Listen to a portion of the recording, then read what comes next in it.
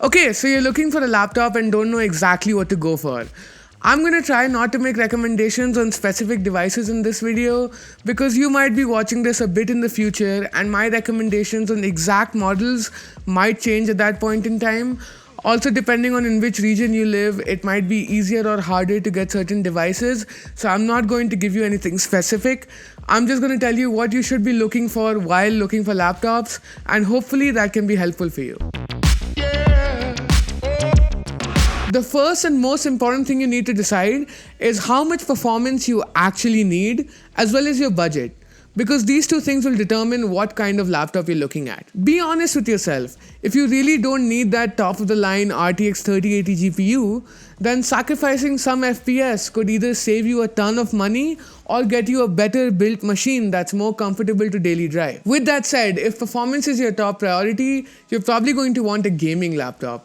Generally speaking, they have the best processors, they have excellent cooling, and they're cheaper than equally powerful laptops which are marketed at professionals. If you want a laptop primarily for school or work that can play a little bit of games on the side, you'll be perfectly happy with a GTX 1650 or an RTX 3050. But if you really want to crank the details in AAA games at 1080p, or if you want to drive a high refresh rate panel for smoother animations, then you're probably going to want a 3060 Mobile. It offers a 40% bump over the 3050 Ti and it comes highly recommended. But if gaming for you means the jumping dinosaur thing on Chrome or the occasional round of Rocket League, then great news. Integrated GPUs or iGPUs have gotten shockingly good, and I would personally prefer a laptop with integrated graphics over one with a really low-end graphics card, simply because the integrated GPU will give you a similar quality and it's going to be much cheaper and last longer. As for CPUs, I'd personally recommend you get an Intel processor. If you want to do some really light tasks like web surfing, watching some YouTube videos, writing a couple of Word documents, nothing fancy, no gaming, then you can get away with an i3 processor. While it's definitely not top of the line, it will get the job done and it's perfect for someone on a budget. So if price is a major concern, then you should go with an i3. But something better than the i3 processor is the i5 processor, and this is the one that I recommend most people should get. This is the one that's useful for a variety of use cases. I still don't recommend you do any heavy gaming on an i5, but some light gaming and most productivity work can be done on an i5. One more benefit of the i5 is that it's a lot more future-proof and will definitely last you a lot longer than the i3.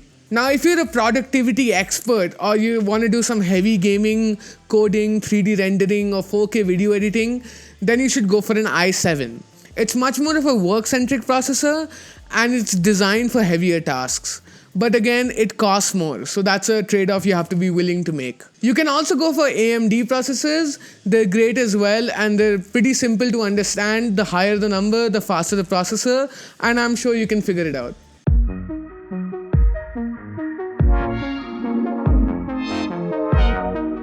Now to address the elephant in the room. Intel and AMD aren't the only options for CPUs anymore. That brings us to Apple's M series of processors. Before 2020, Apple used to use Intel processors for their MacBooks and desktops. But in 2020, they launched the Apple M1, which was a significant boost in performance for the MacBooks. Since then, they've announced the M2, the M3, and very recently even the M4 on the recent iPads. Now, I personally use the M2 MacBook Air. In fact, I've got it right here. And it is one of the best laptops I have ever used. It's got phenomenal performance, a great screen, and very high build quality.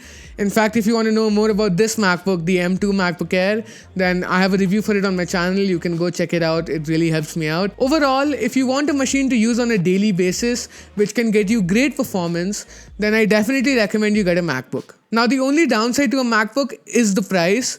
The M2 MacBook Air, which is currently the most basic MacBook you can buy from Apple, starts at $1,000 and that's only for the 256GB version. So if you want 500GB, which I recommend you get, then that's $1,200. So yeah, it's pretty expensive. That's a lot of money. Overall, the MacBooks are fantastic machines, but if they don't fit your budget, that's completely fine. There are tons of great Windows machines out there as well.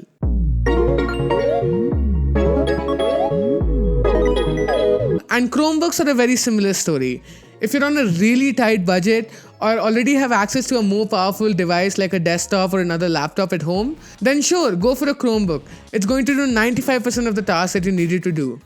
But if the laptop you're buying is going to be your primary device, like if you're going to use this every day, all the time, then I don't think you should get a Chromebook, simply because it's not going to give you a ton of performance, and also Chromebooks sometimes struggle in installing some software, so you might have a hard time with that down the line. Another thing to keep in mind is that a Chromebook is not always much cheaper than a Windows laptop.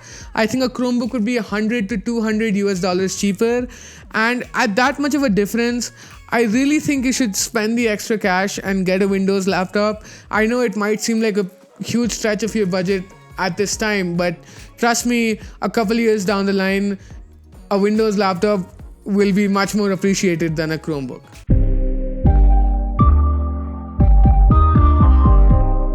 Fortunately, RAM is simple. Get 16 gigabytes if you can, because Windows and Chrome are going to make quick work of 8 gigabytes. But if 8 gigabytes is all that meets your budget right now, that's completely fine. Just make sure you choose a machine that can be upgraded down the line so you can increase the RAM later on. Even if you're not tech savvy, you can easily find YouTube videos that will help you perform the surgery, or you can get a company like iFixit to do it for you.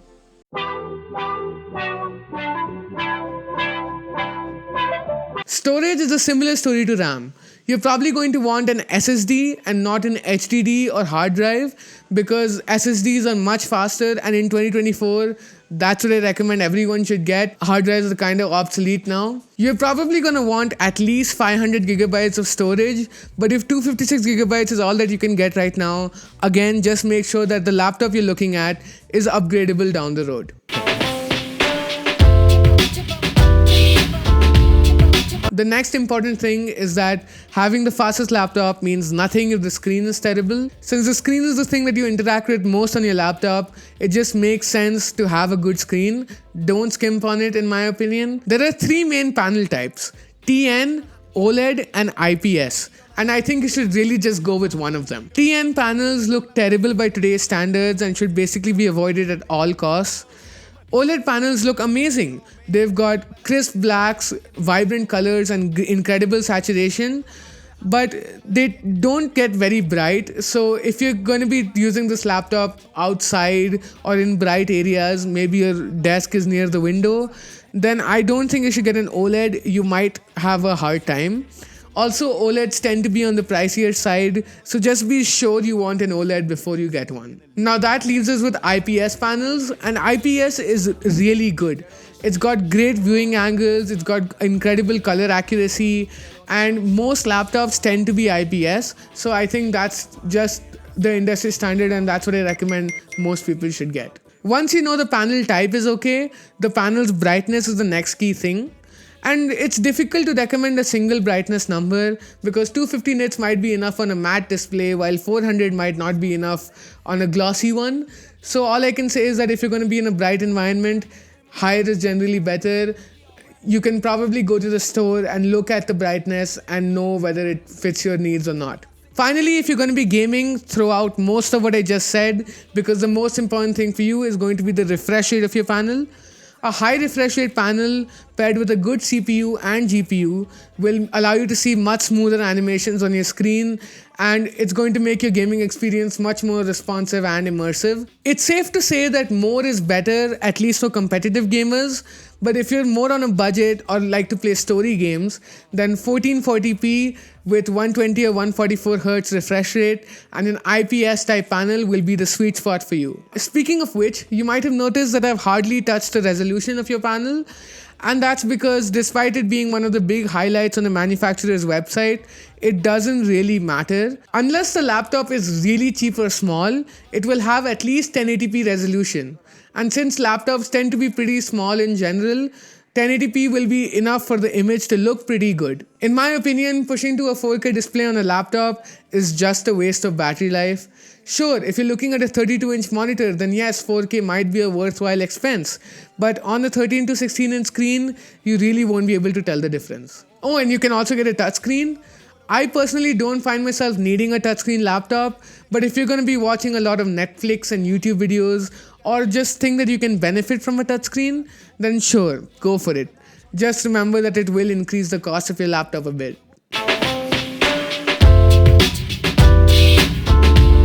A really important part of a laptop, which you can't evaluate from the spec sheet alone, is the keyboard and trackpad.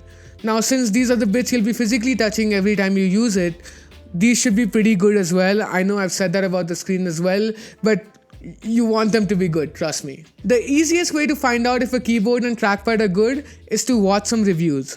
Find a host who has some overlapping experience with yours, see if you like the same kind of things, then find out their most recent opinion on whatever laptop you're considering. Another great way is to head over to a big box store like Best Buy or Currys and just try some laptops out. If you have bigger hands and find the keyboard to be small, you'll need a bigger laptop. If you're looking at 13 inches right now, which I think is kind of a perfect size for most people, then you'll probably want 15 or 16 inches because then you'll get a bigger keyboard with a numpad and stuff, and that might be more comfortable for you. After the keyboard, be sure to try the trackpad because some laptops just have the worst trackpads. I personally don't like trackpads with a lot of high latency because it makes the laptop feel slow, and we definitely don't want that. Spending so much money on a machine, we want it to feel fast, right? So yeah, don't get one with high latency. But the best way for you to choose is just to try different laptops and hopefully figure out what you like. The last big ones I haven't mentioned are weight and battery. Weight is pretty simple. Just choose a laptop that isn't super heavy and that's relatively easy to carry around. In my opinion, if it's heavier than 3.5 pounds or 1.7 kilograms, it's too heavy. But that's just my opinion. If you find a 2 kilogram or like 4 pound laptop easy to carry around, then go ahead. But I think you should keep it under 3.5. It's just easier to carry in a backpack and stuff. Now the battery life's a lot more complex. Your only real choice is to first go to the manufacturer's website and see how many hours they promise, and then hopefully find a reviewer who has tested out the laptop you like.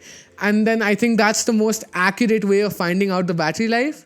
Anything around 6.5 hours will be serviceable, with anything over 11 hours being very solid for all day use. Alright, I hope you found this guide useful. If you did, please leave a like on the video, it really means a lot. And feel free to ask me anything in the comments. I'm pretty prompt in replying usually, so I'll definitely get back to you. Thanks for watching this video, and yeah, I'll see you in the next one.